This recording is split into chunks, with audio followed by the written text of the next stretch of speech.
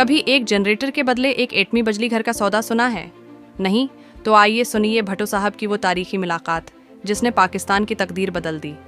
1970 की दहाई में जब ज़वाल फ़ख़ार अली भट्टो साहब फ्रांस के दौरे पर गए तो सदर स्कॉट डिस्टिंग ने पीरिस के मुज़ाफ़ात में अपने फार्म हाउस पर उनके एज़ाज़ में एक प्राइवेट अशाया का एहतमाम किया। ये कोई सियासी मीटिंग नहीं थी, बल्कि एक ख़ानदानी मुलाकात, हंसी मजाक, गुफ्तगू और खुलूस से भरपूर ज़ियाफ़त थी।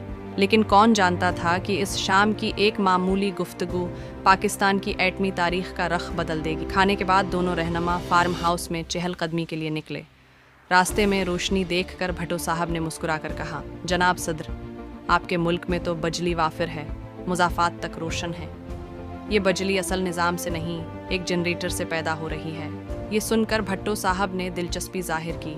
सदर उन्हें जनरेटर रूम में ले गए। भट्टो साहब ने मशीन का हर पुर्जा गौर से देखा, सवालात किए और फिर स्टेंग ने कहा, जनाब वज़ीर आज़म, ऐसा ही एक जनरेटर मेरी फैमिली की तरफ से आपके लिए तोहफ़ा है। भट्टो साहब मुस्कुराए मगर धीरे से बोले, जनाब सदर, मैं एक गरीब मुल्क का वज़ीर आज़म हूँ। मेरे अवाम इन धीरों में हैं। अगर मेरे घर में रोशनी होगी तो ये मेरे अवाम के साथ ज़्यादती होगी।